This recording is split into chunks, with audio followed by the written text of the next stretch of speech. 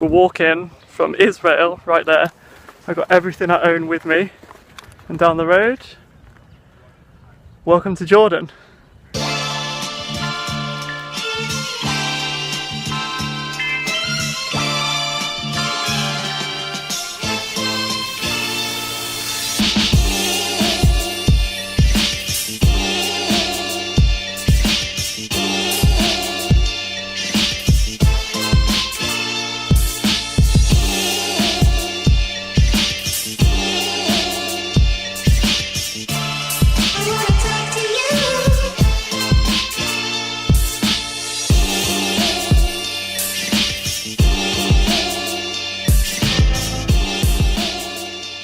So I'm trying to find a place with no wind noise, just to show you. This little alcove should be good.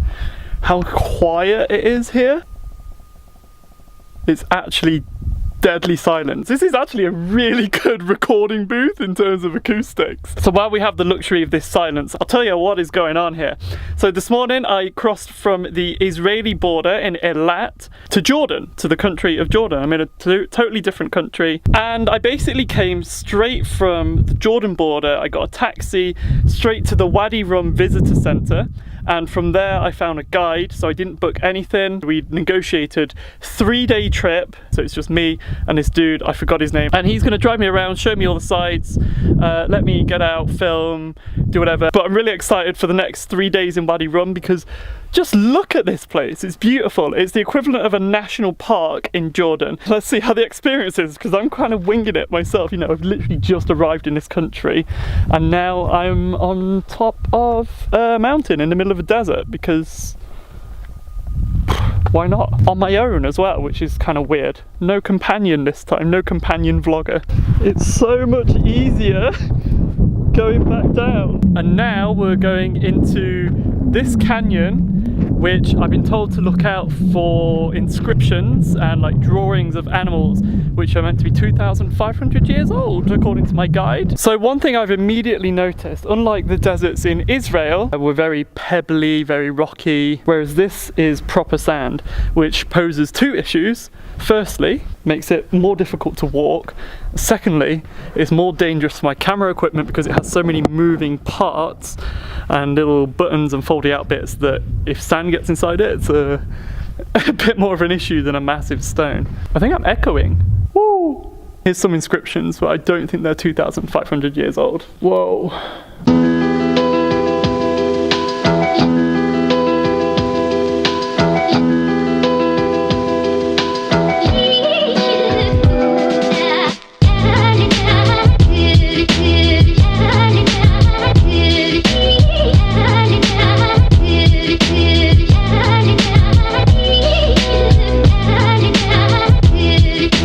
Do you ever just stop and think like, what am I doing? Just in a little stone cavern. There's life everywhere. Tiny little tadpoles. Ah! I think that is one of the 2,005-year-old inscriptions. Yes! 2,005-year-old drawing of maybe a horse or a deer or something, and I think someone riding it. Is this a person? The proportion of the person to the horse is a little off, unless they were just really tall back then. This drawing is older than Christianity. Isn't that strange? Now for this.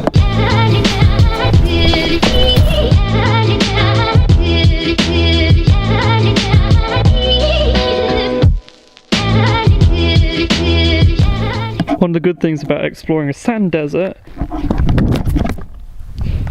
quite big drops are relatively low impact. Oh damn, the stairs there. In the Wadi Rum desert, driving in the Jeep. This is how we get around, it's the transport. You want to be in the film? It's my driver. What is hello in Arabic? Ahlan wa sahlan. Say one more. Ahlan wa sahlan. Hello, Salah. Sahlan. Salah. Wa sahlan. Ahlan wa sahlan. Hello. Ahlan wa sahlan. Hello, Salah. Ahlan wa sahlan. Yeah. My Arabic needs work. It's off-road driving. A little bumpy.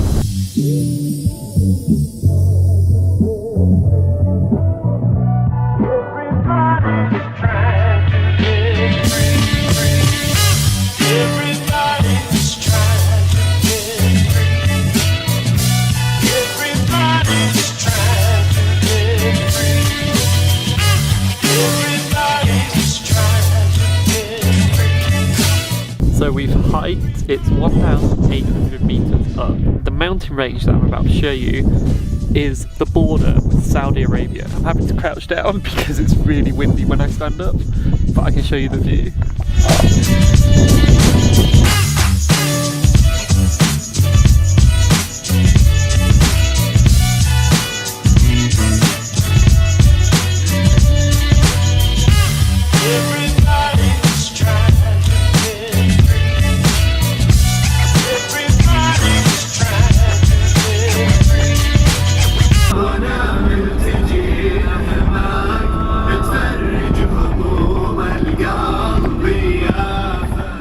Good morning and welcome to day 2 in Wadi Rum. Got some yeah,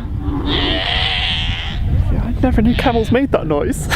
Last night after the big climb up the mountain, we went back to the guide's house and had a huge dinner, and then I just passed out. Like, I was asleep by like 8 PM I think. Slept for about 12 hours. It's another day of exploring the desert today, and we're starting by climbing this, because up here is meant to be Lawrence of Arabia's spring, where Lawrence of Arabia washed when he was situated here. This is where we started, and we've still got a little while to go yet.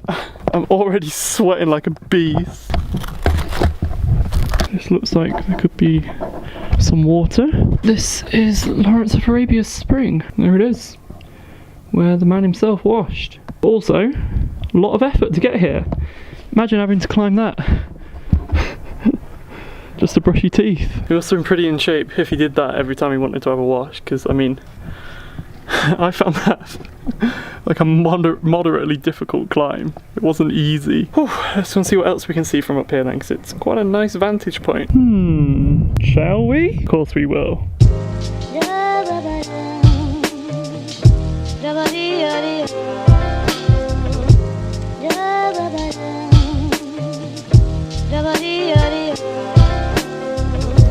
Goats. Goats.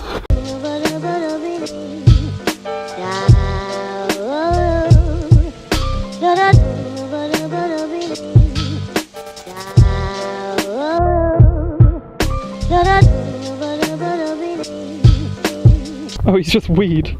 Do you pee your pants? It's my star sign guardian, my Capricorn star sign guardian, guiding the way with piss.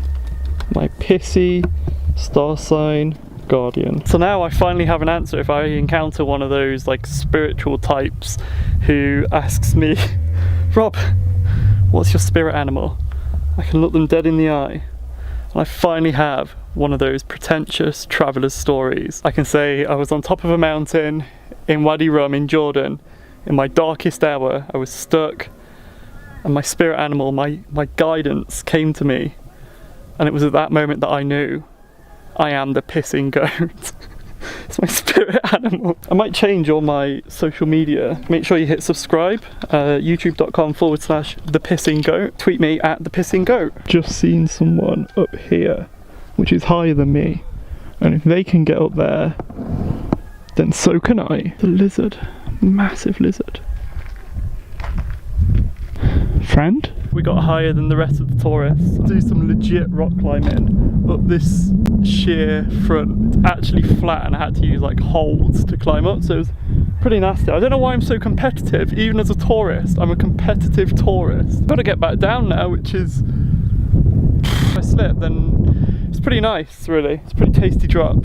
We made it. It was actually not too bad. It was not as bad as I thought. It's really nice actually, because this rock face is kind of strange. It has all these little holes and these little shelves which act as legitimate rock climbing grips.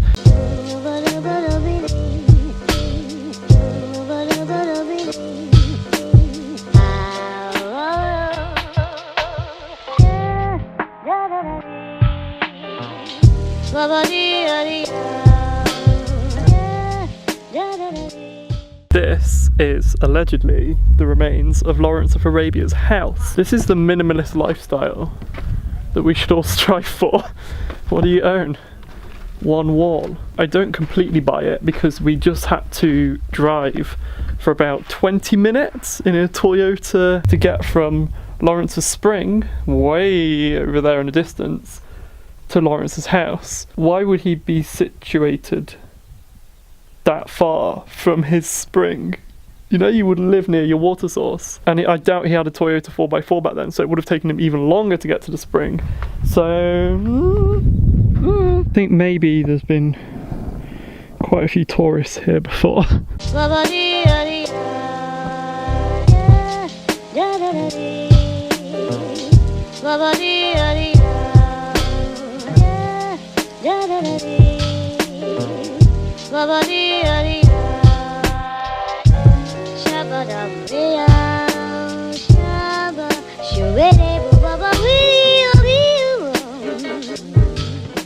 I don't know if it's something to do with like the silence of the desert, spending time alone and just thinking to myself. Just then, as I was climbing, I had this thought, like I glanced at my watch, it's 11:35 Jordan time, so it's 9:35 London time, and it's Monday. So right now, I would normally be arriving to work, putting my porridge in the microwave because I woke up too late to have breakfast at home again, and just preparing for another normal mundane day. The very same minute that I would be arriving into my office and booting up my computer, I'm here on my own, sat on the edge of a mountain.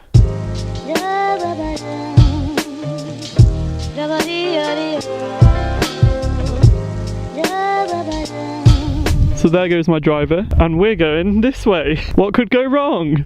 I'm gonna walk straight through here, which is meant to be a good canyon, and the driver has gone around and will meet me on the other side of the canyon. So I just had a wee in a bush over here.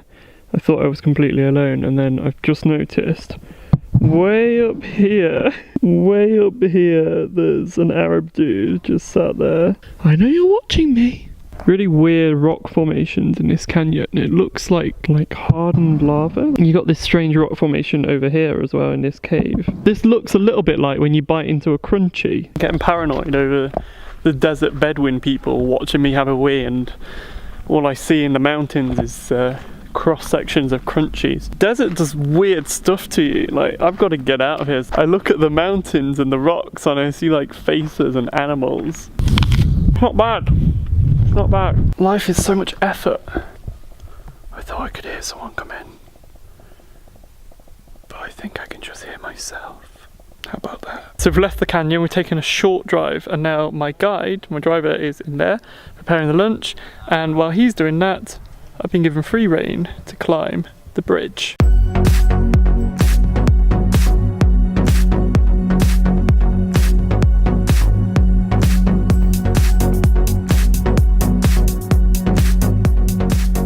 I'm gonna try drive the Jeep. Okay, hold tight. It's quite easy. Let's go outside, okay. inside. Stay on the road. Okay, I'll stay on this one. Same. Okay. Not outside, Right. inside. Finish the clutch out. Good driver. Yeah? Yeah. I can have your job? Yeah, nice. Drove in the desert. Can't believe the dude let me drive his Jeep in the desert. I don't think he realises how long it's been since I've driven a car. And also I don't think he realises how different driving my old Volkswagen Bora around the streets of Derby is to driving a 4x4 around the deserts of Wadi Rum. This is a 7 out of 10 death drop rating. So there's a whole network of people that live in the desert, and they run these camps, and you can book to stay in the camp. Now, I didn't plan ahead, I just turned up. So today, I said to him, look, I want to stay in a camp. I want to camp outside, give me a tent, or find me a cave, pick me up in the morning, lead me to it. I want to experience life in the desert. And he said, oh, okay, no problem. And then literally drove me to this campsite. All I have is my day bag, so I have this little rucksack. And he literally just dropped me off at a campsite and said, okay, see you in the morning. I'll show you a Bedouin tent in case you're planning on coming to Wadi Rum and you're staying in a Bedouin camp. If you hop inside, this is a kind of fabric. Got your little hidey hole here. 1 single bed, 2 single bed. It's kind of gross sleeping in the same clothes that I've been hiking in today, but that's That's travel for you. You just make do with the situation that you've got. So I said earlier I was becoming delusional and seeing faces in the rock. Try tell me that that isn't a face, right? Eye, nose, mouth. It's like a dragon or a gorilla or something. Am I going mad? This is like a gorilla dragon, right? In the rock. You see it? You see it, right? This is my back garden. Welcome to my crib. This is really interesting. These rock formations. My only friend. Love you. Oh gosh, this is actually a tough maneuver. We'll just height drop that when it's dark. Could just sleep here tonight. Oh my gosh. It's a perfect fit. There's the desert. Night then. It's weird that if I actually just stayed here and laid low, I could probably live the rest of my days out here and no one would know. Hunted goats by day and then stayed in this little crevice by night. Isn't that weird? What if I actually did it? What if I just never left and then no one knew what happened to me? I wonder if the British Embassy would come for me or anything. I reckon I could outrun them. They'd probably find me, wouldn't they? I've got other stuff to do anyway, you know, I mean, like walking around the desert and that's nice, but there's other stuff to do in life. Pretty busy generally, so my son, everything that the light touches will be yours one day. This is the famous Wadi Rum sunset.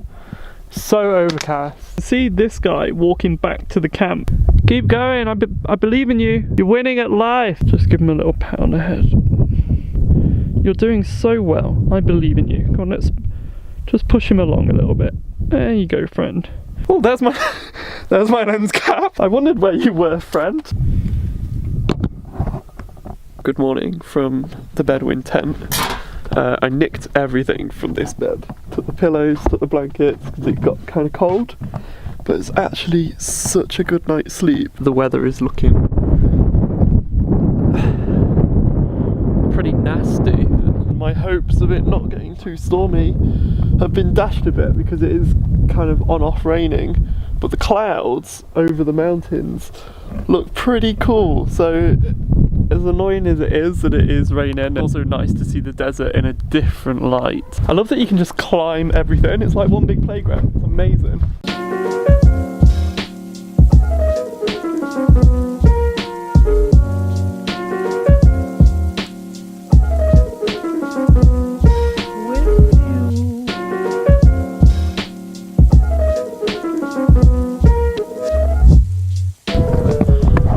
I keep thinking I won't climb any higher, and then the next ledge that I get to, I see something like this.